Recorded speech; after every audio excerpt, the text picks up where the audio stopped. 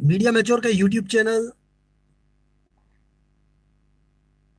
The zero में एक बार फिर आपका स्वागत है।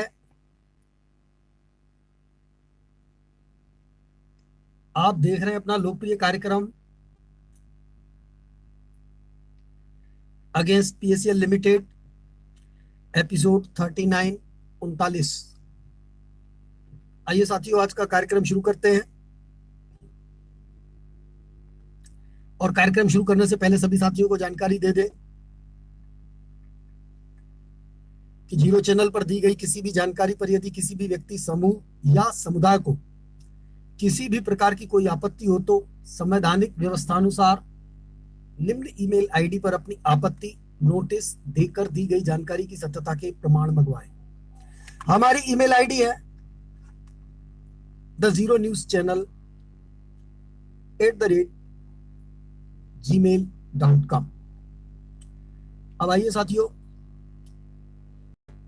आज का वीडियो शुरू करते हैं। और सबसे पहले वीडियो में बात करेंगे टाइटल की। जैसा कि आप टाइटल देख रहे हैं कि भैरव सिंह राजावत ने सुनंदा कदम के सामने, सुनंदा कदम की मौजूदगी में भैरव सिंह राजावत ने सुनंदा कदम की ऐसी तैसी कर दी, उसकी मां बहन एक कर दी। मैं इस वीडियो में आज बाकायदे सबूत दिखाऊंगा। और दूसरा, जैसा कि आप बैनर देख रहे हैं, कंपनी के senior executive manager Prithviraj Yadav ने टैक्स की आड़ में 1 लाख करोड़ का घोटाला किया। चर्चा हम इस पर भी करेंगे, क्योंकि मैं आप लोगों को जानकारी दे दूं कि पृथ्वीराज यादव कोई मामूली व्यक्ति नहीं था। कंपनी का सीनियर एग्जीक्यूटिव मैनेजर था और उसने कंपनी से 1 लाख करोड़ रुपए उठाए थे कि गवर्नमेंट को टैक्स देनी है। ये 1 लाख करोड़ रुपए वो खुद स्वीकार कर चुका है, नेशनल चैनल पर उसने खुद बोला है। लेकिन जीरो चैनल ने पता किया कि वो पृथ्वीराज यादव पैसा खुद खा गया साला, उसने 1 लाख करोड़ गवर्नमेंट को दिया ही नहीं। हमने पता लगाया क्योंकि उसने खुद बताया कि 1 लाख करोड़ रुपए गवर्नमेंट को टैक्स दी गई। अब ये किस हैसियत से बता रहा था मैं आपको बताऊं, क्योंकि ये कंपनी का सीनियर एग्जीक्यूटिव मैनेजर है, मतलब वरिष्ठ कार्यकारी प्रबंधक, कोई छोटा मोटा व्यक्ति नहीं है। और ये व्यक्ति एक नेशनल चैनल पर सार्वजनिक रूप से घोषणा कर रहा है, बता रहा है कि गवर्नमेंट को हमने 1 लाख करोड़ रुपए की टैक्स ली है, गवर्नमेंट ने ली है हमसे, गवर्नमेंट को हम लोगों ने 1 लाख करोड़ रुपए टैक्स दिया है। और जब जीरो चैनल ने पता किया भाई ये 1 लाख करोड़ कहां गया, वो तो पता चला पृथ्वीराज यादव खा गया। और ये 1 लाख करोड़ कंपनी के पास आया कहां से? ये आप जैसे छोटे मोटे इन्वेस्टरों ने जमा किया, वो पैसा पृथ्वीराज यादव खा गया। अब समझिए, जब 1 लाख करोड़ पृथ्वीराज यादव के पास है तो लोढ़ा कमेटी पेमेंट देगी कहां से? है कंपनी पेमेंट देती कहां से? उसका सीनियर एग्जीक्यूटिव मैनेजर कंपनी से कहता है कि 1 लाख करोड़ टैक्स बनी है जो, और उससे 1 लाख करोड़ रुपए ले लेता है, तो कंपनी तो डूबेगी ही डूबेगी ना। वो कंपनी पेमेंट कहां से कर पाएगी? और ये आप खुद देख सकते हैं, नेशनल चैनल, राष्ट्रीय चैनल है वो, न्यूज 18। न्यूज 18 आपने चैनल का नाम सुना होगा। उस चैनल पर इसने सार्वजनिक मंच पर कहा था, और मैं आप लोगों से कहूंगा, रिक्वेस्ट करूंगा कि उस वीडियो को सोशल मीडिया पे शेयर करिए कि ये इस चैनल पर ये स्वीकार कर रहा है, ये कह रहा है कि 1 लाख करोड़ रुपए टैक्स दी। और जीरो चैनल बता रहा है कि वो 1 लाख करोड़ पृथ्वीराज यादव खुद खा गया है, टैक्स तो उसने दी ही नहीं। कंपनी को भी बेवकूफ बनाया, गवर्नमेंट को भी बेवकूफ बनाया। आप समझने की कोशिश करिए। तो जब 1 लाख करोड़ आपका ये ले गया तो अब आपको पेमेंट मिलेगी कहां से? सारे घोटालेबाज तो आप लोगों के ब्रेन वॉश करने में लगे हुए हैं। 6 साल से आपका ब्रेन वॉश करके इधर उधर घुमा रहे थे, जमीनों पर कब्जा करके खेती करवा रहे हैं, किराए पे ले रहे हैं, वो उससे कमाई कर रहे हैं। क्योंकि अगर वो ईमानदार होते, उन्होंने ऐसा न किया होता तो वो भैरव सिंह राजावत के घर चले जाते कि ये क्या एफिडेविट क्यों दिया भाई, और ये आज क्यों कहते। सुप्रीम कोर्ट में खड़ा था ना पृथ्वीराज यादव, सुप्रीम कोर्ट में बोल सकता था। बोल रहा है ना कि मैं सुप्रीम कोर्ट में खड़ा था, मैंने वकील लगाया। उस वकील ने ये क्यों नहीं कहा कि ये भाई एफिडेविट क्यों दिया गया है, ये गलत है, हम लोगों की तरफ से नहीं है। और सुनंदा कदम की तो सामने उसकी ऐसी तैसी कर दी भैरव सिंह राजावत ने। सुनंदा कदम कुछ नहीं कर पाई। अगर सुनंदा कदम खुद को ईमानदार कहती है तो, कि वो निवेशकों के हित में थी, तो उसके सामने एफिडेविट दिया, उसको हिला दिया तुमने एक एक अंग को, उसके कुछ नहीं कर पाई। सामने उसके मुंह पे उसकी ऐसी तैसी कर दी, उसकी मां बहन एक कर दी भैरव सिंह ने। क्योंकि आज मैं आप लोगों को एक रिकॉर्डिंग सुनाऊंगा, पहले आप थोड़ी वो सुन लीजिए, उसके बाद आगे की बातचीत करेंगे।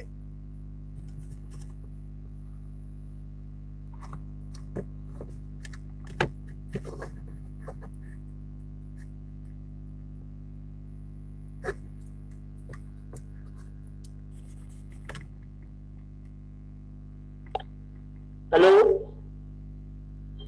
हाँ, नहीं समझ रहे हो आप, बार बार फोन काट रहे हो। अब आप ऐसी बात कर रहे हो, उस समय पे कंपनी चल रही थी, ऐसे आपने कभी ऐसा नहीं बोला था कि कंपनी फेल हो जाएगी तो मेरी कोई गारंटी नहीं रहेगी, कुछ भी नहीं। आप बढ़ चढ़ के आपने बातें बताते थे उस समय पे। आपने दिखे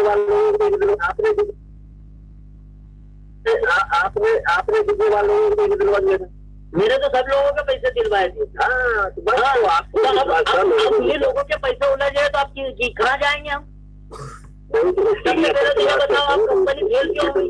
आप इतनी बड़ी बात करते थे कि रियल एस्टेट की नंबर 1 कंपनी है, क्यों बात सुनना नहीं है? हाँ, सुनाओ नहीं तो सर, आप ऐसे नाराज क्यों हो रहे हो मेरे से?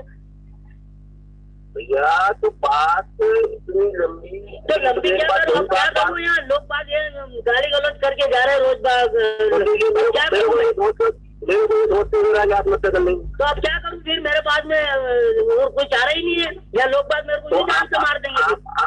नहीं तो मेरे ये बता ठंडे दिमाग से कि जब मैं तेरे को जानता था कि कहाँ से उस बात को तो जाने तो बाहर में किसने जोड़ा किसने नहीं जोड़ा, लेकिन क्या है, मीटिंगों में आपके फोन आते थे मेरे पास में, सोनू भैया के फोन आते थे। आप ये कह रहे थे कि मेरे को किसी बात काम नहीं करना, आपने कुछ सहमति थी है? आज सहमति थी मेरी, तो फिर आज उलझ गए, तो फिर आप आज किससे बोले, फिर किससे बात करें? फिर हम कोर्ट का सिस्टम चल रहा है, कोर्ट का सिस्टम चल रहा है, तो कोर्ट के सिस्टम की तो बातें कर रहा हूँ मैं। लोढ़ा कमेटी के जो आप कह रहे हो, लोढ़ा कमेटी के सारे कागज अपलोड करवाइए। जो डिसीजन दिया है उसके अनुसार ही सारा कुछ होगा। क्या डिसीजन दिया? कोर्ट का पूरा डिसीजन क्या दिया? डिसीजन उनने हो सकता वो जो दिया है कोर्ट में चल रहा है, कोर्ट में चल रहा है, तो आप किससे जानकारी है? कोर्ट में क्या चल रहा है? चलो आगे चल के देख सकते हो ना। मैं कहाँ जाऊँ? मेरे पास जेल खाने के पैसे नहीं है, कहाँ जाऊँ मैं? आप भी तो सीनियर हो, सीनियर हो तो ये बात अब आप क्यों बता रहे हो कि सीनियर आप भी हो? नहीं हो? वहाँ कोर्ट में क्या चल रहा था? जानकारी देते थे, कंपनी अच्छी काम कर रही थी उस समय पे, आप अच्छा हम काम कर रहे थे, जब हमें आप जानकारी देते तो पूरे कम समय पे भी कोर्ट में क्या चल रहा है वो जानकारी दो ना हमें।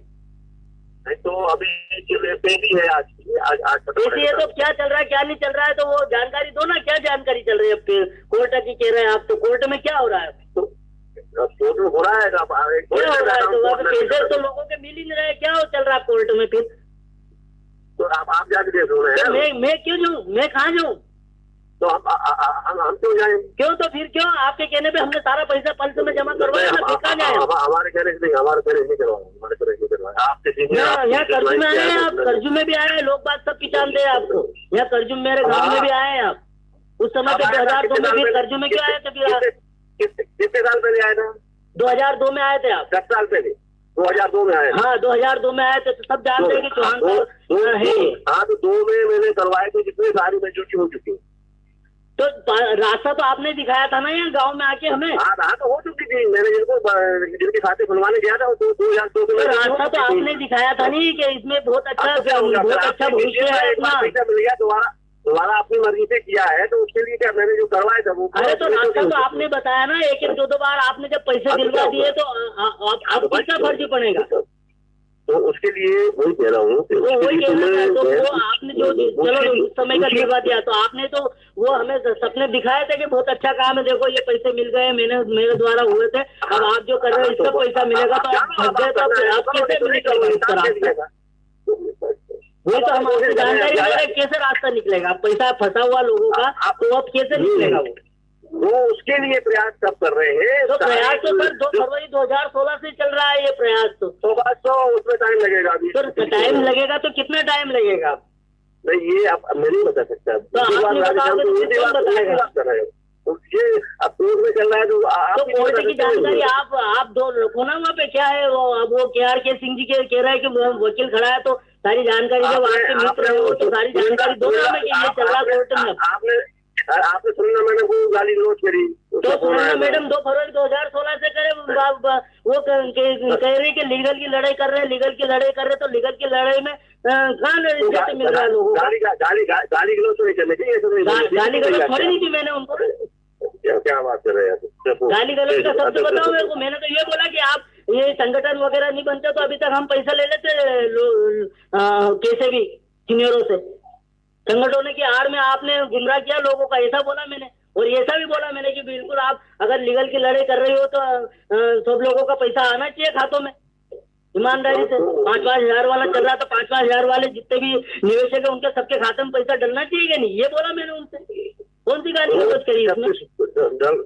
अब वही बता रही है, मैं वही जमाना खड़ा था।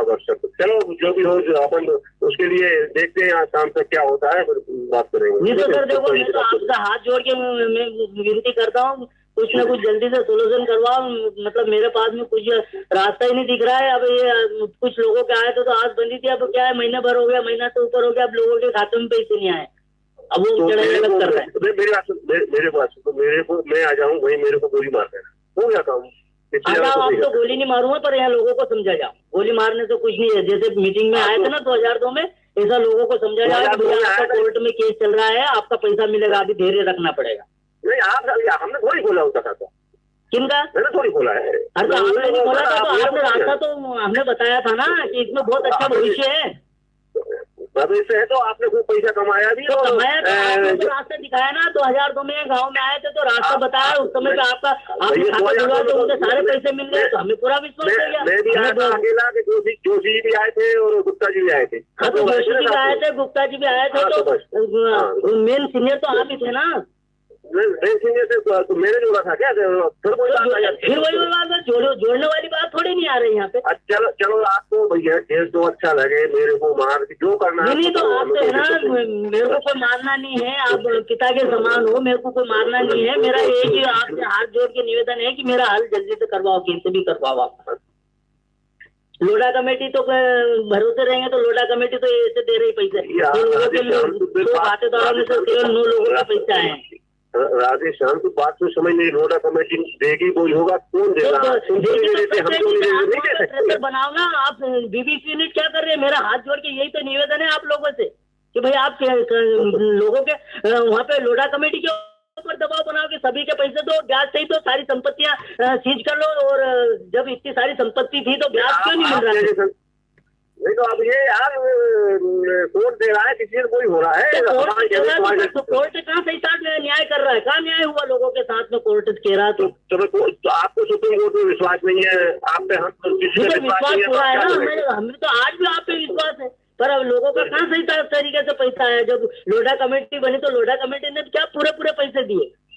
लोडा कमेटी बनाइए तो सुप्रीम कोर्ट, तो फिर आप लोग क्या कर रहे हो वहाँ? जब लोगों को ब्याज से पैसा नहीं आ रहा है, मूल में भी वो कम आ रहा है, तो आप दबाव क्यों नहीं बना रहे वहाँ पे लोग?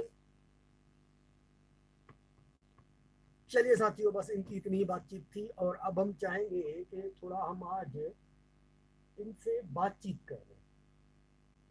राधेश्याम जी को लाइन पे ले लेते हैं।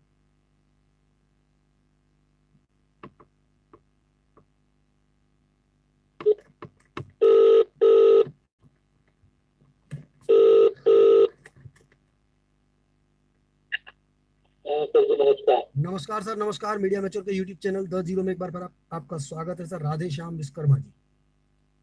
ठीक है जी सर, बताएं सर। मैंने आज आपकी एक ऑडियो क्लिप सुनी सर, किसी से बातचीत हो रही थी जो बंदा 2002 में आपके घर में आया था। हेलो हेलो सर जी, आपका नेटवर्क में कोई प्रॉब्लम है क्या?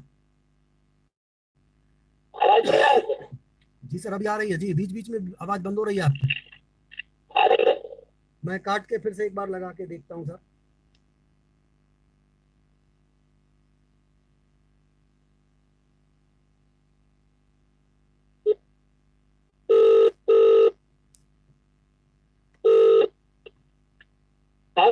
जी सर, अब आवाज आ रही सर। पहले कुछ नेटवर्क में प्रॉब्लम चल रही थी सर।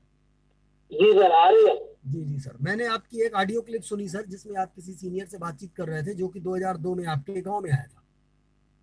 जी जी, वो मैंने सुनी। और उसमें मैंने एक बात सुनी सर कि वो बंदा आपसे ये कह रहा था कि आपने सुनंदा कदम मैडम को गाली दी। जी ठीक है, तो इसलिए अब सुनंदा कदम किसी को पैसा नहीं दिलाएगी, इसका मतलब है ना सर? इसका मतलब तो यही हुआ।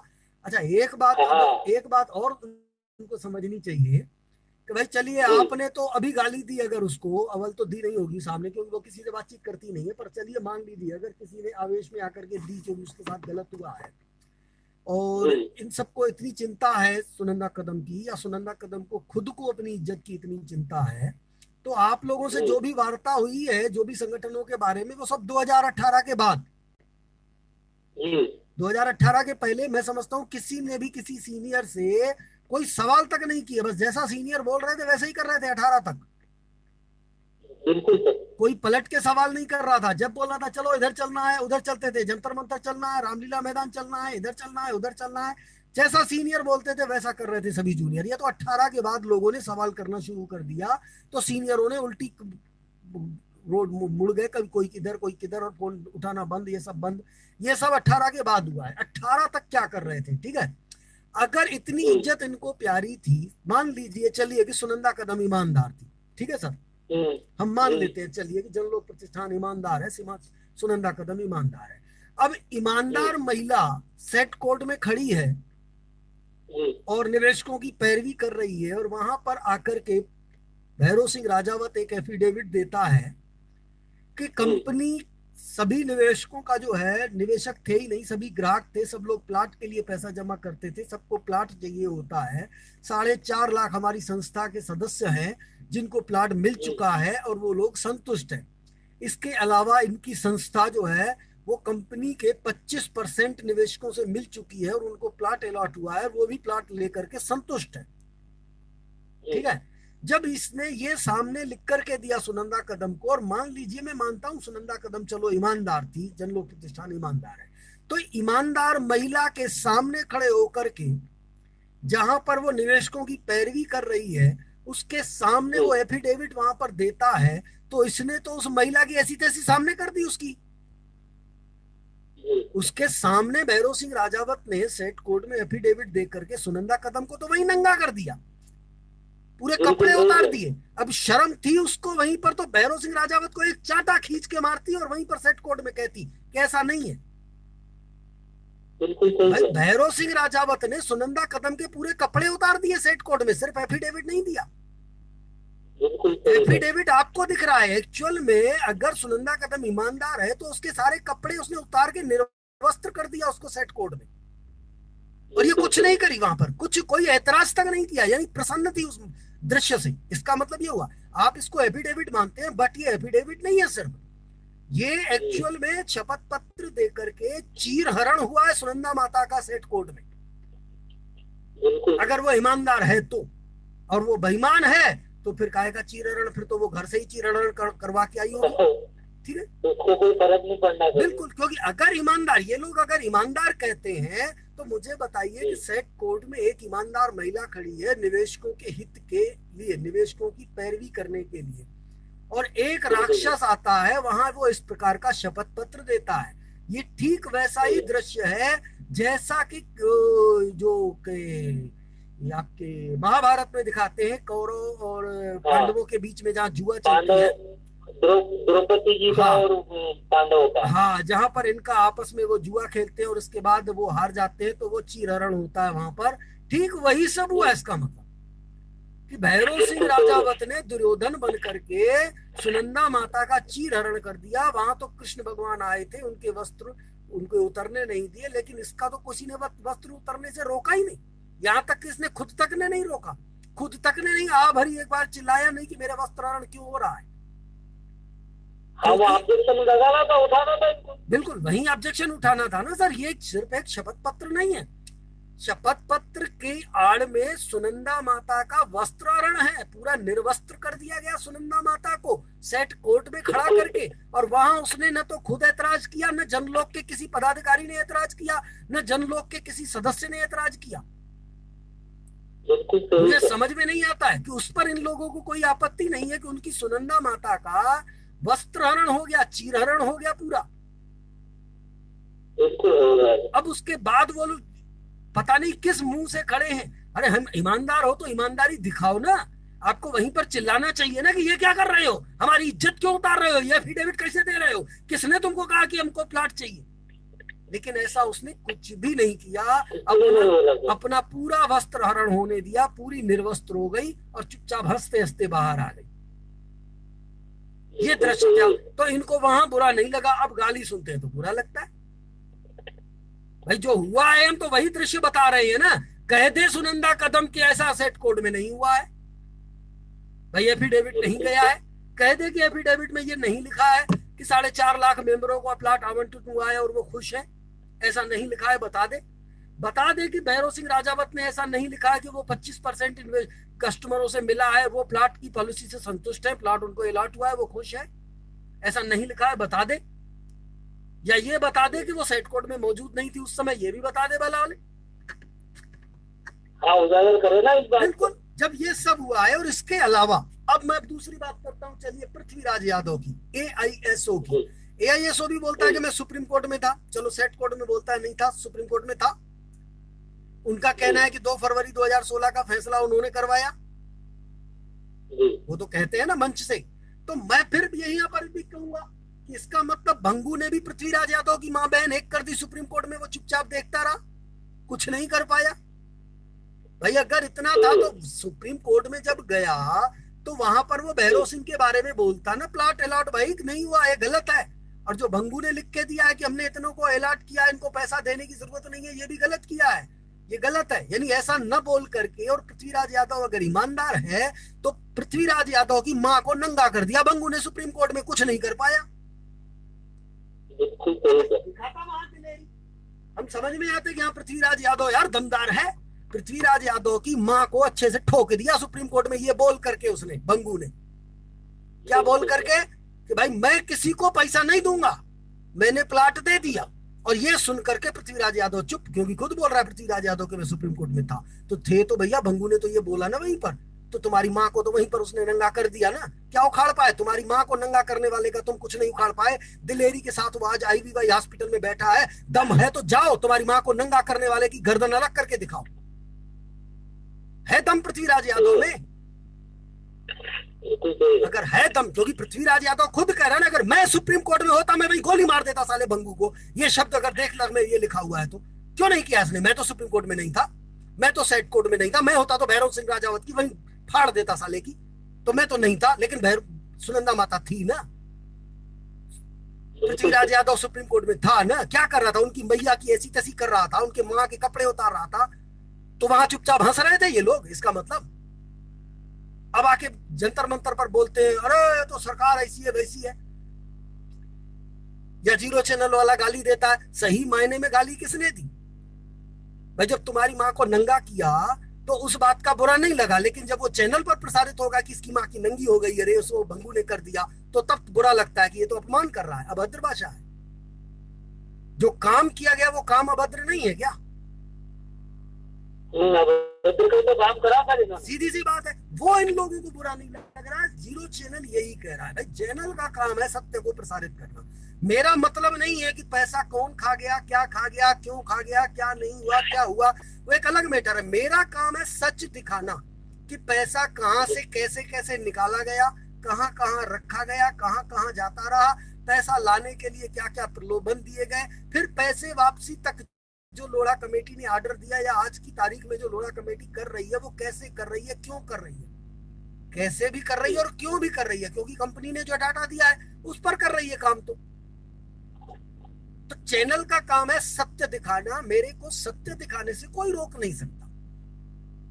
ठीक, अब उस सत्य को अगर आपको बुरा लगता है तो लगने दो, लेकिन अगर आपको ये लग रहा है कि ये सत्य नहीं है, ये झूठ है, तो फिर जीरो चैनल की ईमेल आईडी हर वीडियो के पहले दिखाई जाती है। आप आईडी पे अपना ऑब्जेक्शन भेजिए, हम आपको सत्यता के प्रमाण दे देंगे कि भैया उसने एफिडेविट दिया कि नहीं, बंगू ने कहा कि नहीं कहा कि भाई हम इन लोगों को पेमेंट नहीं देना चाहते जिनको प्लाट अलॉट किया है। और सुप्रीम कोर्ट में अगर पृथ्वीराज यादव खड़ा था तो उसकी माँ की ऐसी तैसी तो हो गई, उसके सामने वहां कुछ नहीं बोला। मुझे एक बात बताइए, जब 4 दोषियों को सजा का ऐलान हुआ था, फांसी की सजा, और सुप्रीम कोर्ट में जब सामने वाले बंदों ने किसी भी पॉइंट को लेकर के आपत्ति की और वहां पर वो जो निर्भया की मां थी, अगर वो चुपचाप मौन खड़ी रहती और कुछ नहीं बोलती तो क्या उन चारों को फांसी होती? क्या नहीं होती। और उसके बाद बाहर आके हंसती। सुप्रीम कोर्ट ने जो किया वो तो सुप्रीम कोर्ट से बड़ा कोई है क्या? सुप्रीम कोर्ट से बड़ा कोई है क्या? सुप्रीम कोर्ट से बड़ा तो कोई नहीं है ना।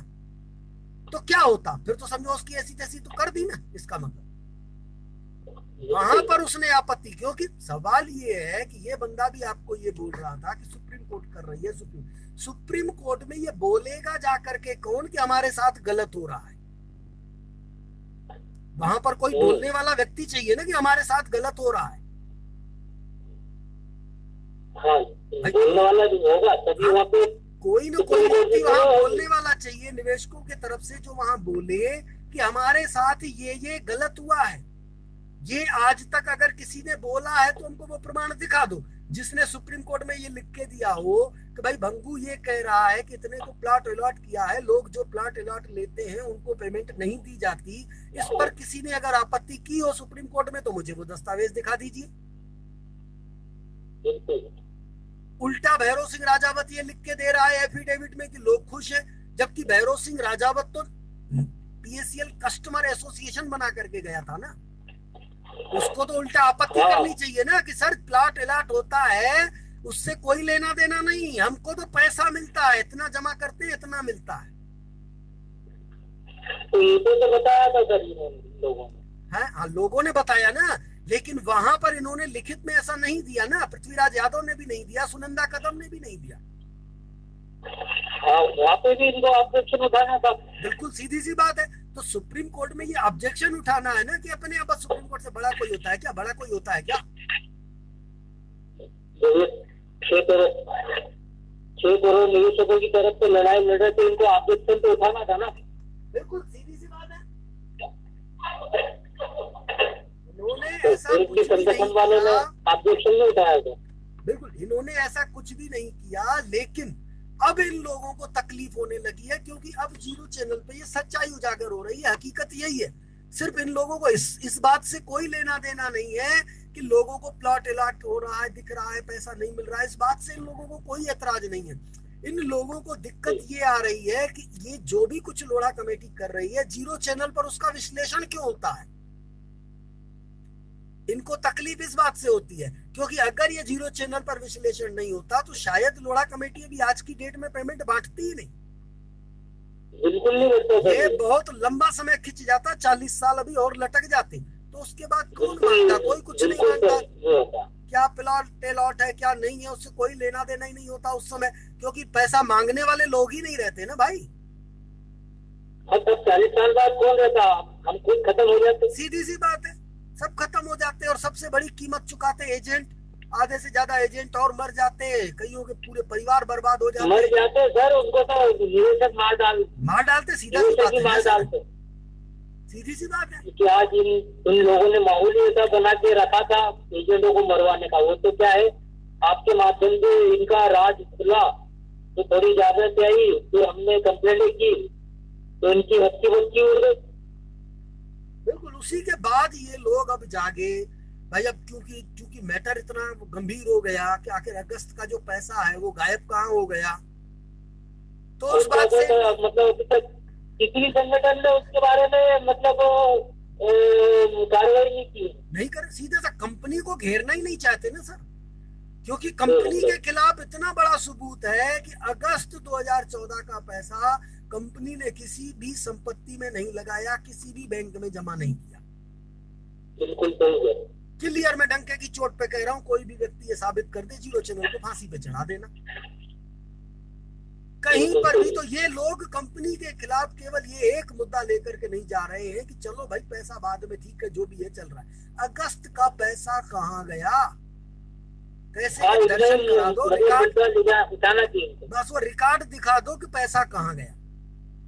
कंपनी से सवाल तो करें, कोर्ट में खड़े होकर सवाल तो करें, सुनंदा माता सुप्रीम कोर्ट में ये सवाल रख देना कि अगस्त का पैसा सोशल मीडिया पे आ रहा है कि आरडीएक्स खरीदी गई, तो कृपया ये बता दे कंपनी की अगस्त का पैसा कौन से बैंक अकाउंट में डिपॉजिट किया और उस पैसे से कौन सी संपत्ति खरीदी गई। केवल इतना सा दिखाने में इन लोगों को दिक्कत हो रही है। और ये जिस लोगों की लड़ाई लड़ रहे हैं तो ये तो कंपनी को तो पूछना चाहिए ना, जब ये देश हित का मामला है तो। बिल्कुल सीधी सी बात है, केवल इतना सा लिख करके अगर वहां दे देंगे, कंपनी पर दबाव बनेगा, कंपनी कुछ भी नहीं कहेगी, चुपचाप कोर्ट के बाहर आएगी और फटाक से बोलेगी सब लोग अपना अपना पेपर दो, पेमेंट लेते जाओ। वो बिल्कुल देना चालू कर देगी कि बिल्कुल भैया सभी लोग लेते जाओ, बताओ ही नहीं, चलो सुप्रीम कोर्ट को भी छोड़ो, तुम लोग कागज अपने पास यहाँ देते जाओ, पेमेंट लेते जाओ, कागज देते जाओ, पेमेंट लेते जाओ। तो लोढ़ा कमेटी तो वैसे भी जिनके पास कागज नहीं है उनको पेमेंट ही नहीं दे रही है। भाई लोढ़ा कमेटी तो यही कह रही है ना कि जिनके पास कागज नहीं है हम उनको पेमेंट नहीं देंगे, सीधी सी बात। तो कंपनी खुद है यही कहेगी कि भैया लोढ़ा कमेटी ने कह दिया ना आपका प्लाट एलाट है, आप इधर आओ, अपने कागज दो, ले जाओ पैसा, चलो खत्म करो, अब काहे को तुमको ऐतराज है, तुमको पेमेंट मिल गई। कंपनी ये करना चालू कर देगी अगर ये लोग कंपनी से ये सवाल करेंगे कि अगस्त में जो पैसा आया वो पैसा आप डिटेल बताइए, कितना आया और कहाँ गया, कौन सी बैंक में आपने जमा किया और उस पैसे से कौन सी संपत्ति खरीदी। क्योंकि सोशल मीडिया पे आ रहा है, बिल्कुल, क्योंकि सोशल मीडिया पे आ रहा है भैया जीरो चैनल पर कि आपने उससे आरडीएक्स खरीदी, तो थोड़ा यहाँ स्पष्ट बताएं पहले। अगर अच्छा, कंपनी ये भी नहीं कह सकती कि क्या सबूत है, क्योंकि जैसे ही ये कहेगी सुप्रीम कोर्ट बोलेगी चलो सबूत देते हैं, एफआईआर दर्ज करो भाई, इसकी जांच करो क्या सबूत,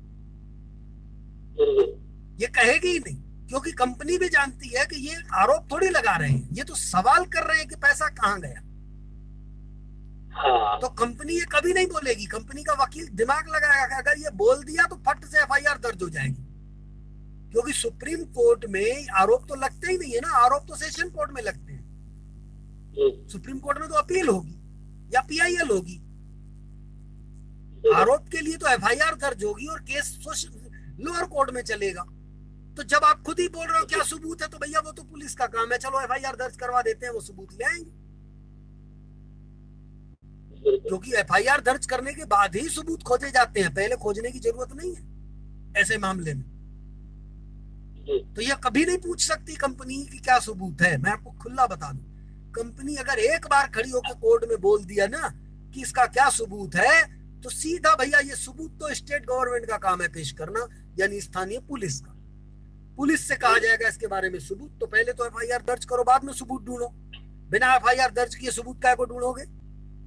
कौन सा ऐसा मामला है जहां बिना एफआईआर के सबूत ढूंढा जाता है? कोई ऐसा केस मेरे को दिखा दीजिए। जब तक एफआईआर दर्ज नहीं होती तब तक सबूत ढूंढने की कोशिश नहीं की जाती। यहां तक कि अभी लाल किले में जो है घुस करके कुछ हंगामा किया गया, तो उस मामले में भी अगर उनको फुटेज वगैरह कुछ कहीं दिखानी थी कोर्ट में, जो भी कुछ, तो पहले एफआईआर दर्ज करनी पड़ी। जब तक एफआईआर दर्ज नहीं करोगे तब तक आप सबूत में लिखोगे क्या कि एक आया का सबूत है। सबूत के ऊपर केस नंबर लिखा जाता है कि ये फलाने नंबर का सबूत है। तो जब तक एफआईआर दर्ज नहीं करोगे, एफआईआर का मतलब कोई फांसी नहीं होता है, एफआईआर का मतलब होता है फर्स्ट इंफॉर्मेशन रिपोर्ट, यानी प्रथम सूचना प्रतिवेदन। तो जब तक पहली सूचना ही नहीं आई आपको, तो आप सबूत ढूंढने कैसे निकल गए? अपनी मर्जी से कोई ढूंढने थोड़ी निकलता है, पहले तो कहीं ना कोई सूचना होनी चाहिए ना। वो सूचना भारत का कोई भी नागरिक दे सकता है, यानी यहाँ तक कि खुद पुलिस वाला भी कहीं उसको कुछ नजर आ जाए तो वो भी दे सकता है। सबसे पहले वो सूचना दर्ज करेगा, इसके बाद आकर के जांच करेगा। तो ये नियम है। तो कंपनी ऐसा कभी जिंदगी में नहीं पूछेगी कि इसका क्या सबूत है। कंपनी सीधा सीधा, मैं आप लोगों को बता दूं, वो चुपचाप बाहर आएगी और बोलेगी चलो चुपचाप ब्रांच में और अपनी पेमेंट ले लो, चलो ब्रांच ओपन कर देते हैं, ऐसे ही ले लो। एक तरफ वहां अपना प्रपोजल भी दे देगी, और प्रपोजल पास हो ना हो उसको अलग मैटर है, तुम लोग इधर बोलेगी पेमेंट लेते जाओ, क्योंकि आपने पेमेंट ले ली, पॉलिसी बॉन्ड जमा हो गया, लिख के ले लिया, तो अब डीडी बन के मिली। तो अब सवाल ये कि उसके बाद आपको लोढ़ा कमेटी देगी नहीं ना पेमेंट दोबारा। वैसे तो दे नहीं रही है आपको, और जिनको मिल चुकी होगी उनको कहां से देगी? डबल कौन लेने जाएगा? तो कोई नहीं लेके नहीं जाएगा सर। ये जिन्होंने भी जमा किया है वो लोग ईमानदार हैं, ये साले खुद बेईमान है। तो ईमानदार क्या, जिनको आधा अधूरा भुगतान आ रहा है वो भी चुपचाप करके बैठे हैं लोग बात। हाँ बिल्कुल सही बात है, वो बेचारे भी शांत बैठे हैं यार, चलो अब जो मिला क्या करेंगे, ये लोग तो दे नहीं रहे हैं, क्या करें अब, चलो। हकीकत ये है, उनकी भी हालत खराब हो गई, बेचारे परेशान हो गए हैं, सोच रहे हैं छोड़ो। और उसके बावजूद मतलब इन लोगों को शर्म नहीं आ रही है आज की तारीख में, फिर भी ये संगठन के लोग मतलब अभी भी एड़ी चोटी जोर लगा के अभी भी मैनेजमेंट का साथ दे रहे हैं और एजेंटों की कब्रें खोदने में लगे हुए हैं। हाँ, अभी वो अपने भंवरलाल जी प्रजापति जो राजस्थान वालों को कोई गाली मतलब दबा रहा था, मिलने की बोल रहा था। हाँ, मैं भंवरलाल जी से रिक्वेस्ट करूंगा कि आप पुनः एक बार रिपीट फिर से मेल भेजिए, और मैं आपको जयपुर डीजीपी की ईमेल आईडी भेज देता हूं, आप उस ईमेल पे भी मेल भेजिए, क्योंकि ये बहुत जरूरी है। और मैं रिक्वेस्ट करूंगा कि अगर मेरे को भेजने में देर हो जाती है तो शायद मैंने आपको मोहम्मद सद्दीक कबासी जी के मैटर की एक पीडीएफ भेजी थी, उस मेल में उसमें बहुत सारे जयपुर के पुलिस अधिकारियों की ईमेल आईडी है। प्लीज उसी मेल पे आप ईमेल भेजिए और ऑडियो क्लिप वगैरह भेजिए, उसमें अपना मोबाइल नंबर, अपना नाम और अपना पता, और सामने वाले व्यक्ति का भी नाम, उनका मोबाइल नंबर और उन्होंने जो अपना पता बताया है वो भी, ये सब लिख करके अपना लिखिएगा फरियादी और उनका लिखिएगा अभियुक्त, ये सब लिख करके जरूर दे दें। अच्छा सर, और क्या पोजीशन चल रही है सर अब आप लोगों का? वो जो डाटा वगैरह वेरीफाई कराने का सिस्टम चल रहा था, क्या हुआ? जो वकील ने नोटिस, हाँ वो वकील द्वारा भेजा है जी, और अब मतलब गुप्ता जी भी मिलने जा रहे हैं ब्रजेश चौहान से। अच्छा, उसमें सर पहले एक काम करिएगा, मैं रिक्वेस्ट करूंगा कि जिस वकील ने जो नोटिस भेजा है जी, वो रजिस्ट्री किसने की थी? वो वकील द्वारा ही हुई है शायद रजिस्ट्री। पता करिएगा कि रजिस्ट्री किसने की थी, जिसने भी की हो रजिस्ट्री का थोड़ा रसीद नंबर मेरे को बताइएगा। ठीक है सर, थोड़ा रसीद नंबर बताइएगा तो थोड़ा मैं पता करता हूँ क्या पोजीशन है, क्या है क्या नहीं है, तो उसके बाद आगे देखते हैं, क्योंकि मुझे लग रहा है रजिस्ट्री हो सकता है वापस आ जाए, और अगर नहीं आती है तो फिर वो क्या जवाब देते हैं। बहुत अच्छी बात है, अगर वेरीफाई हो जाता है तो आप लोगों का जिनका भी डाटा वेरीफाई हो जाएगा कि हाँ इन निवेशकों का इतना पैसा जमा है और इनका डाटा लोढ़ा कमेटी के पास गया है। अच्छा, जो वकील ने नोटिस भेजा सर, तो उसके साथ ये जमा का रिकॉर्ड नहीं भेजा क्या कि फलाने फलाने निवेशक का इतना इतना पैसा वेरीफाई करिए? ना सर, वो तो पूरा डाटा बना के दिया था ना हमने। पक्का? मतलब उन्होंने अपने लेटर के साथ अटैच किया है, सारा बंडल भेजा है ना सर वो तो। अच्छा, नहीं, क्योंकि लेटर तो मैंने देखा कि उन्होंने लेटर भेजा है, लेकिन उस लेटर के साथ डाटा अटैच है, वैसा कोई शब्द उस लेटर में था नहीं। हाँ, वो लिखा तो नहीं, लेकिन वो पूरा डाटा तो भेजा है।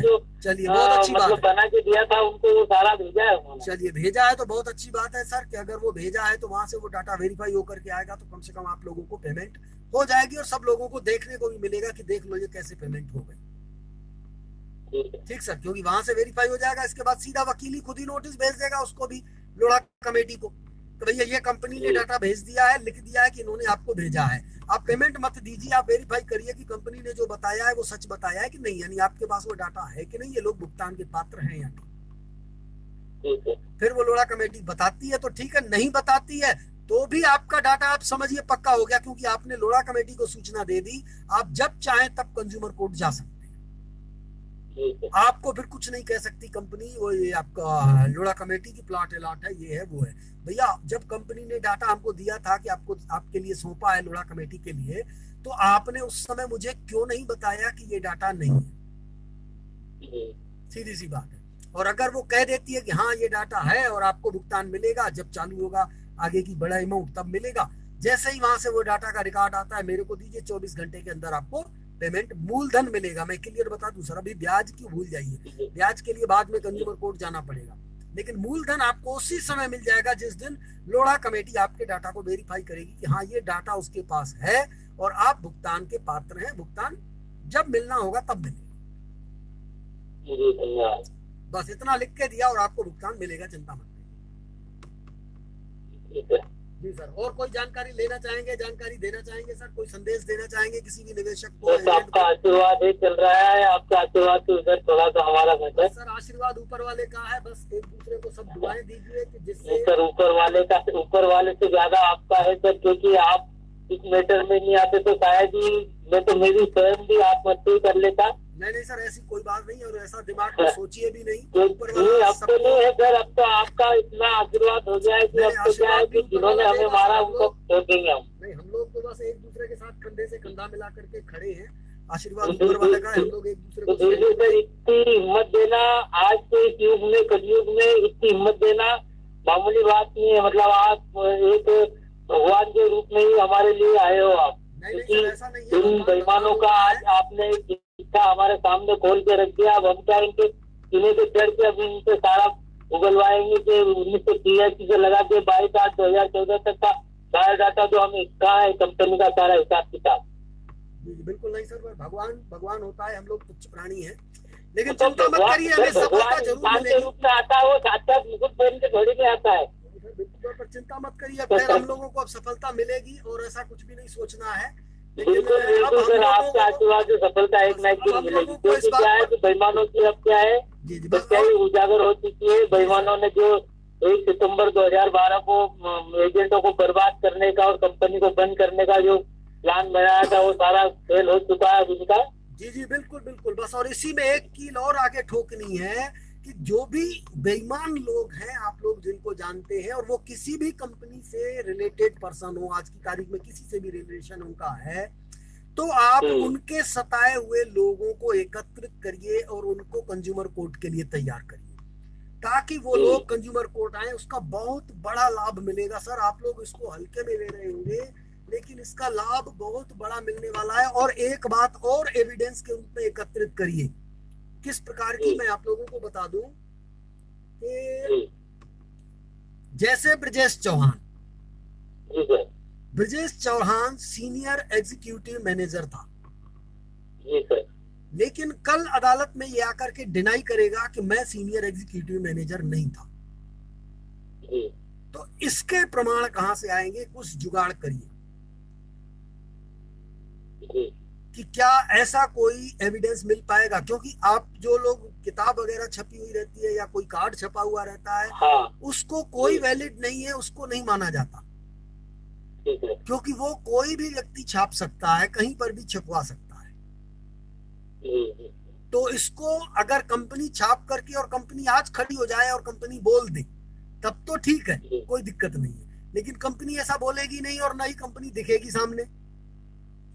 तो अगर इस बात का कहीं से कोई सबूत मिल जाता है, जैसे उदाहरण के रूप में मैं आपको बता दूं, जय भगवान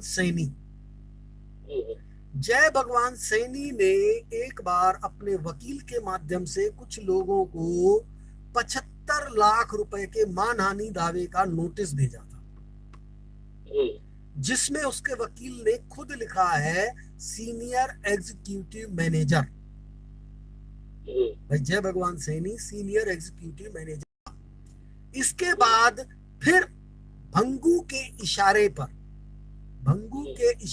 पर 10-12 लोग आए और जय भगवान सैनी के सहमति से, जय भगवान सैनी भी सहमत था और वो लोग सीधे जय भगवान सैनी के घर में घुसे, उनकी महिलाओं के साथ ऊंच नीच किया, बहुत कुछ किया उन्होंने, और इसके बाद वो सब भाग गए। ठीक है, अब ये इनकी प्लानिंग थी। और इसके बाद जय भगवान सैनी सीधा थाने में गया और जाकर के रिपोर्ट लिखाया। वो रिपोर्ट इस बात की लिखाया कि ये जीरो चैनल वाले थे, इन्होंने ये सब किया है। ठीक है, अब उसने ये रिपोर्ट दे आया, और रिपोर्ट देने के बाद जब पुलिस ने एफआईआर नहीं की तो ये बंदा फिर कोर्ट में गया, रोहतक की कोर्ट में। ठीक है सर, रोहतक की कोर्ट में गया और कोर्ट में जाकर के वाद दायर किया और कोर्ट में जाकर के बयान भी दिया। फिर कोर्ट ने ऑर्डर दिया पुलिस को कि आप इसकी जांच करिए। ठीक है, उस कोर्ट के ऑर्डर में भी ये लिखा हुआ है जय भगवान सैनी सीनियर एग्जीक्यूटिव मैनेजर। तो ये तो प्रमाणित हो गया कि जय भगवान सैनी सीनियर एग्जीक्यूटिव मैनेजर था कंपनी का। अब उसके लिए कोई एविडेंस नहीं चाहिए। लेकिन ठीक इसी प्रकार Brajesh Chauhan senior executive manager था, ये कैसे प्रमाणित होगा? क्या कोई और तरीका है? ठीक है सर, हम करेंगे उसकी भी कोशिश। क्योंकि वाउचर वगैरह में भी कहीं पर सीनियर एग्जीक्यूटिव मैनेजर का जिक्र ही नहीं होता था। हाँ, नहीं होता। कहीं पर भी देन है कि सिर्फ छपी हुई किताब नहीं चाहिए, जहां पर किसी न किसी ऐसे व्यक्ति का हस्ताक्षर होना चाहिए जिसको हस्ताक्षर करने का अधिकार था। यानी मैनेजर का लिखा हुआ कोई चीज ऐसी हो जिस पर यह लिखा हो कि यह सीनियर एग्जीक्यूटिव मैनेजर था,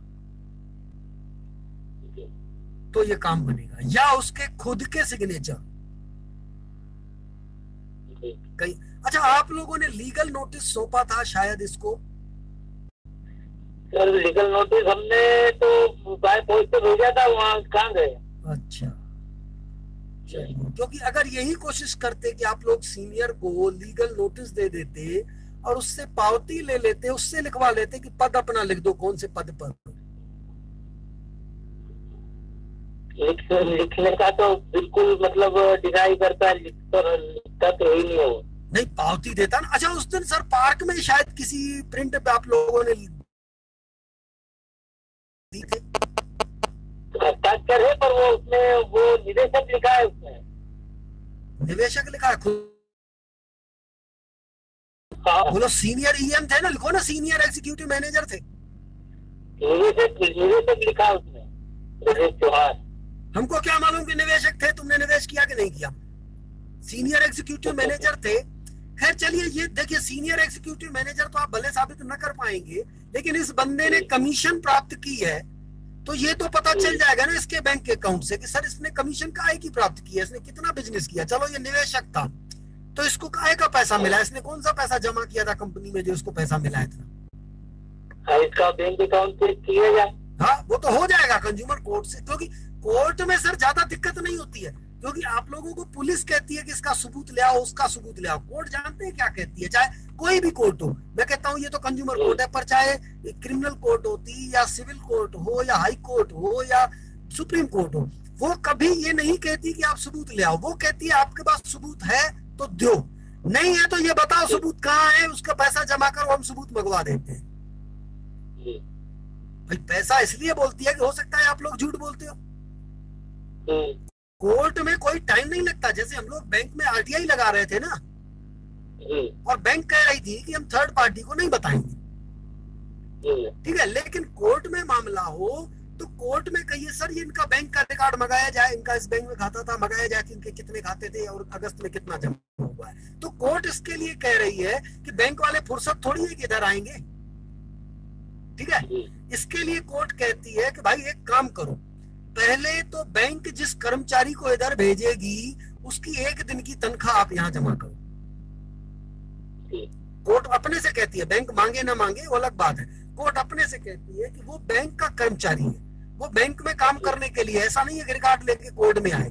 लेकिन अगर आप बुलाना चाहते हो उसको, आप नहीं ला सकते, आपको वो नहीं देगा, तो उसके कर्मचारी की एक दिन की तनख्वाह आप यहाँ जमा करो।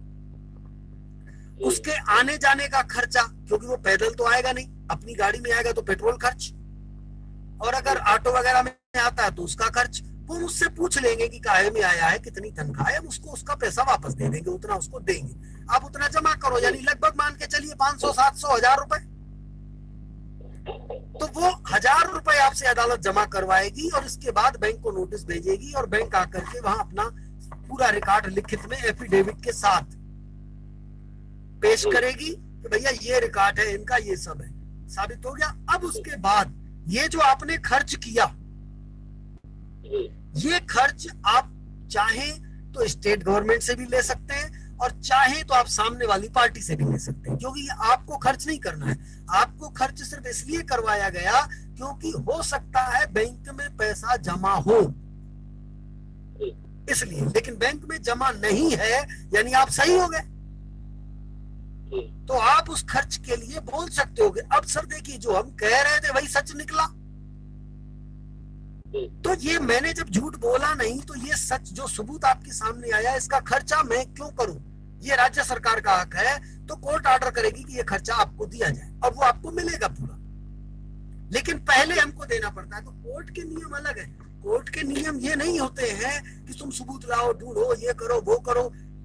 अगर रसीद भी आपके पास रसीद नहीं है तो आप बिल्कुल नाम बताते जाओ कि किसने किसने जमा किया है। 2, 4, 10 लोगों का हम उनको बुलाएंगे, जो जो एजेंट है उनको बुलाएंगे, भैया तुमने कितना पैसा जमा किया था इस तारीख में, अपना रिकॉर्ड ले आओ। क्योंकि अगर तुम झूठ बोलोगे भैया आपका पैसा ज्यादा जमा हुआ और आपने कम बताया, तो फिर समझो कि बाकी पैसा वाकई में तुमने आरडीएक्स के लिए दिया होगा, सजा में तुम भी हिस्सेदार होगे। तो अदालत को वो सब आके बताएंगे। अदालत नोटिस भेजेगी, आप किसी को भी नोटिस भेज सकते हो, पृथ्वीराज यादव को भी, कि आपने 21 और 22 अगस्त में आपने खुद अपना कितना जमा किया और अपने निवेशकों का कितना जमा किया, और आपके जूनियर एजेंट कौन कौन है, उन्होंने कितना जमा किया। अगर आप बता सकते हो तो अच्छी बात है, नहीं बता सकते हो तो उन एजेंटों की लिस्ट दे दो, हम खुद मंगवा लेंगे।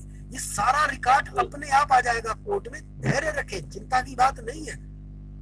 हम लोग एक्चुअल में इस समय जिस बोझ के तले दबे हुए हैं ना, उसका ये लोग फायदा ले रहे हैं। हम लोग उस बोझ के तले दबे हुए हैं कि अगर हमने जितनी सच्चाई इन लोगों के बारे में जानते हैं, उतनी सच्चाई अगर हम लोग अभी उजागर कर देंगे तो हमारे ही निवेशक हमारे ऊपर चढ़ बैठेंगे। मुसीबत ये आ गई और उसका वो लोग फायदा ले रहे हैं। लेकिन थोड़ा सा हमारे को राहत मिलने दीजिए उसके बाद, क्योंकि देखिए लोढ़ा कमेटी जिसको भी इनकार करेगी भुगतान के लिए, और उसके बाद वो कंज्यूमर कोर्ट के अलावा उसके पास कोई विकल्प नहीं है। और जब कंज्यूमर कोर्ट चले गए तो अब तो निवेशक को सब पता चल गया ना कि अब मैटर कहां से क्लियर होना है। तो अब कंज्यूमर कोर्ट ने केस लगा दिए, अब हम क्रिमिनल कोर्ट में भी लगा देंगे, फिर ठोकेंगे 21-22 के मैटर पे ढंग से इन लोगों को। और एक जगह का ऑर्डर मिल गया। मैं आप लोगों को क्लियर बता दूं, सभी लोगों को, जैसे जय भगवान सैनी ये एग्जीक्यूटिव मैनेजर था, हम इसके ऊपर जब कंज्यूमर कोर्ट पीएससीएल के मैटर पे जब हम कंज्यूमर कोर्ट जाएंगे तो जय भगवान सैनी को पार्टी बनाएंगे कि ये कंपनी का सीनियर एग्जीक्यूटिव मैनेजर और प्रमोटर था। सीनियर एग्जीक्यूटिव मैनेजर वो खुद कह चुका है, कंपनी के पास 1-1 रुपए का हिसाब है वो खुद कह चुका है, और 2020 में बोला है इसने। वो ये नहीं कह सकता कि मैं 14 में था। 14 में थे तो तुमने 20 में कैसे बोला कि 1-1 रुपए का हिसाब है? तुम 20 में ये बोलते ना कि कंपनी के पास हिसाब है, कंपनी से लेना चाहिए। तुम बोले कि हिसाब है, 1-1 पाई का हिसाब है, तो है तो अब ले आओ। ठीक, अब वहां पर कंज्यूमर कोर्ट ऑर्डर देगी कि जय भगवान सैनी की संपत्ति बेच के इन निवेशकों को भुगतान दिया जाए। किस निवेशक को? जो निवेशक वहां पर केस किए। लेकिन उसका ऑर्डर होते ही वो ऑर्डर की कॉपी पूरे देश के कंज्यूमर कोर्ट में फैला देंगे, हर एक कंज्यूमर कोर्ट में लगा देंगे कि साहब रोहतक की कोर्ट ने ऑर्डर दिया है कि जय भगवान सैनी कंपनी का एग्जीक्यूटिव मैनेजर और प्रमोटर था। तो कंपनी के ऊपर तो हमारा भी कर्जा बनता है ना, तो उससे हमको भी दिया जाए। तो तुरंत फिर उस जगह से भी हर जगह ऑर्डर होना चालू हो जाएगा। ये लाभ मिलेगा और सबको धड़ाधड़ मिलेगा। ये लोग जो इकट्ठा केस करके करते हैं, मेरे को लगता है कभी कभी कि वास्तव में ये तो हमारे लिए गड़बड़ी है, क्योंकि हम लोग इकट्ठे केस के चक्कर में भरोसे में रहते हैं तो जितने लोग इकट्ठे होते हैं उसके बाद जब बहस करते हैं, कोई एक वकील लगाते हैं और वो वकील बिक गया तो सबकी ऐसी तैसी एक साथ हो जाती है। लेकिन जितने केस अलग अलग रहेंगे, अगर हम एक केस कहीं जीत जाते हैं तो उस ऑर्डर को हम सारे अदालतों में लगा करके हम सारे केस जीत जाएंगे।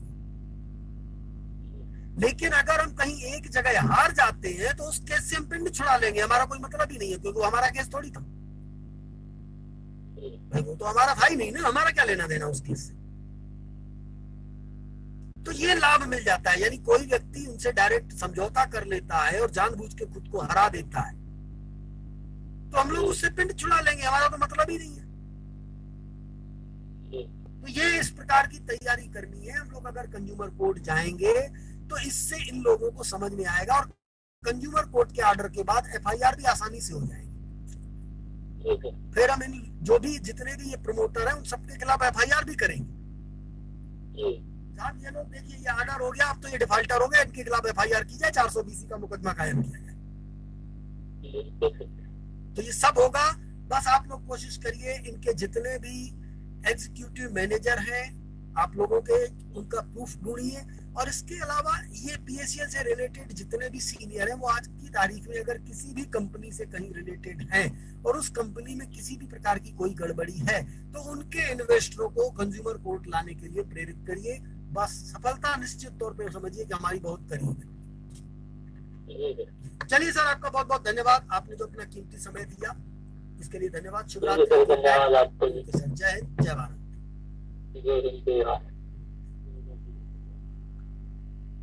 चलिए साथियों, तो ये थे हमारे राधेश्याम विश्वकर्मा जी,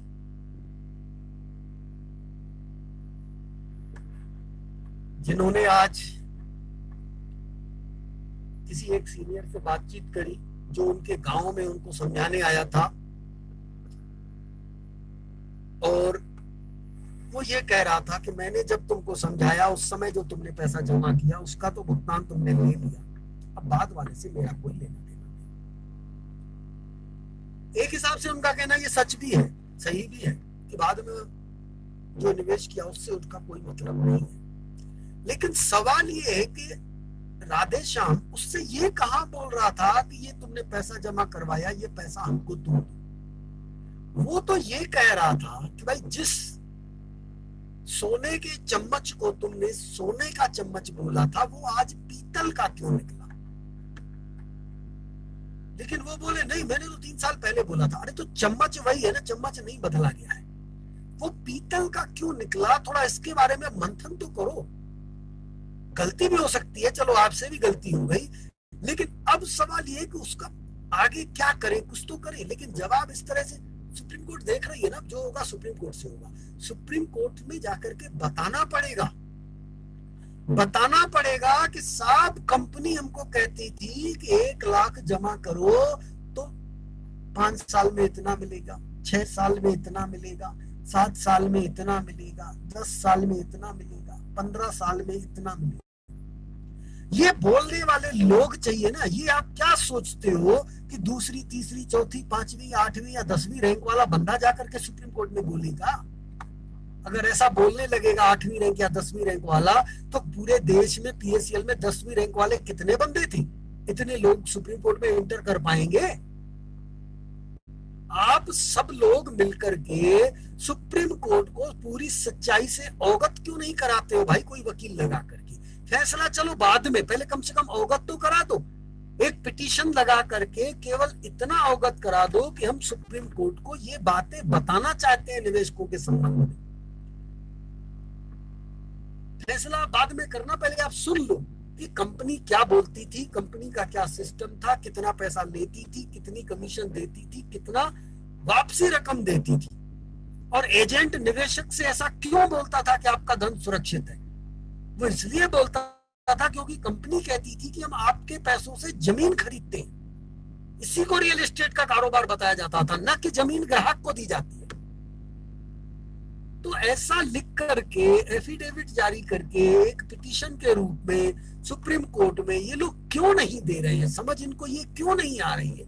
ईश्वर इनको ये सद्बुद्धि क्यों नहीं दे रहा है? अगर 4-6 बेईमान भड़वे हैं भी तो वो अपने आप किनारे हो जाएंगे जब ईमानदार लोग इस प्रकार की कार्रवाई करेंगे। और नहीं करेंगे तो ठीक है भैया, हम लोग पहले एफिडेविट निकल जाए, फिर चलिए हम लोग कंज्यूमर कोर्ट में जाएंगे, उस समय देखेंगे, आप लोग आकर के वहां बोलिए क्या बोलते हैं। जो बेईमान को बोलना हो बोले वहां पर, नहीं तो भैया हमारे तो प्रमोटर आप ही हो, हम तो आप ही को लपेटेंगे। इनको हम छोड़ने वाले नहीं है, चाहे कुछ भी हो जाए। और कंज्यूमर कोर्ट के अब ज्यादा जल्दी जल्दी केस तैयार हो जाए। कुछ और देखिए, कई केस हुए हैं तैयार, अभी धीरे धीरे और तैयार हो जाए। मैं अभी इसीलिए सोशल मीडिया पे ज्यादा शेयर भी नहीं कर रहा हूं। केवल एक ही ये विटलसी का दिया, और इसके पहले एक ओम प्रकाश की केवल डाटा शीट जारी की थी बस। केस का मैटर तो केवल विटलसी का एक ही दिया है। थोड़ा सा समय आने दीजिए, मैं एक तरफ से शेयर भी करूंगा बाकायदे केस नंबर के साथ, कि पीएससीएल से जुड़े हुए लोगों के ऊपर देश भर की कौन कौन सी कंज्यूमर कोर्ट में कौन कौन सा केस नंबर चल रहा है और उस केस में फैक्ट क्या है, वो सब कुछ मैं शेयर करने वाला हूं जल्दी ही। समय ज्यादा दूर अब वो नहीं है, और हर केस की मैं गारंटी लेता हूं कि वो केस में जीत के दिखा दूंगा। सामने वाली पार्टी समझौता कर ले तो एक अलग बात है, जिन्होंने केस किया है, क्योंकि केस उन्होंने किया है, भले फैक्ट हमने तैयार किया, उससे हमारा क्या लेना देना। अगर उन्होंने समझौता नहीं किया तो हर केस के जीतने की मैं गारंटी लेता हूं, जबकि कोई भी वकील जीतने की गारंटी नहीं लेता।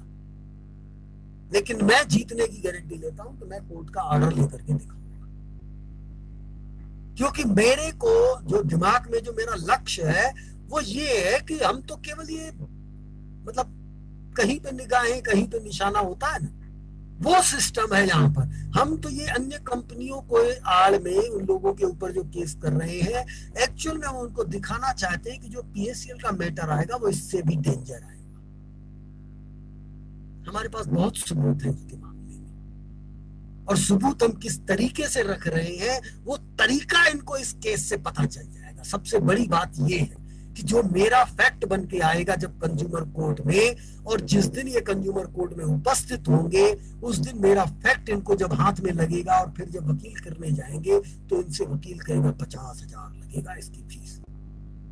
कहेगा साले 2 लाख का तो केस किया है उसने, कुल 50,000 हम तुमको फीस दे दें, उससे अच्छा 2 लाख उसको दे करके केस खत्म न करें। तो वकील बोलेगा नहीं भैया इसमें बहुत सारे खतरनाक पॉइंट है। तब इन लोगों को लगेगा कि जिन एविडेंस को जिस तरीके से परोसा गया है,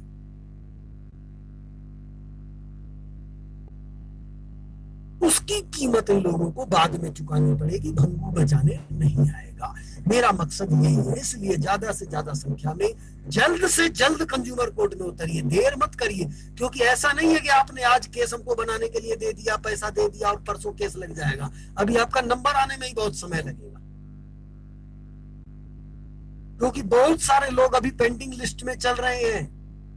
जिनका पैसा आ चुका है उनके पेपर तैयार होने में समय लग रहा है बहुत। अभी जिन्होंने दिसंबर में पैसा दिया था उनके अभी आधे लोगों के भी कागज नहीं गए। दिसंबर वालों ने, जिन्होंने दिसंबर में पेमेंट भेज दिए हमारे अकाउंट्स में, उन लोगों के अभी पेपर तैयार नहीं हुए। ये जो विटलसी का मैंने आपको दिखाया जो जारी किया है अभी, वो अभी कोर्ट में केस गया नहीं है, अभी रेडी तैयार हुआ है, अभी उस पर और प्रोसेस होना है कुछ। लेकिन इसका पैसा दिसंबर में आ चुका था, ये दिसंबर वाले का नंबर आया है, फरवरी आधी निकल गई है यहाँ पर। तो आप अगर आज पैसा दोगे तो आपका पैसा कब केस बनेगा, अभी समय लगेगा। तो लेट मत करिए, एक एक दिन की कीमत होती है। वो तो मैं थोड़ा किसान और विटलसी को फास्ट कर रहा हूँ, किसान को भी धीरे, किसान से ज्यादा फास्ट में विटलसी को कर रहा हूँ, क्योंकि विटलसी में मेरे पास कुछ और कड़े एविडेंस आए हैं जिसका हमें फायदा मिलेगा। तो इसलिए मैं थोड़ा विटलसी को विशेष मतलब प्राथमिकता दे रहा हूं कि उसको जल्दी करवाना है। दूसरे केस को रोक दो, जल्दी जल्दी विटलसी के निपटाओ, पहले विटलसी के ज्यादा से ज्यादा लगाओ केस, क्योंकि विटलसी से पीएससीएल का भुगतान चालू हो सकता है, ब्रांचें ओपन हो सकती हैं।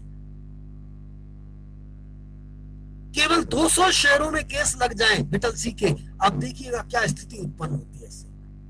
मेरे पास कुछ ऐसा पॉइंट मिला है जिसकी वजह से मैं आप लोगों को बोल रहा हूं। मैं यूट्यूब पे वो चीजें नहीं बता सकता।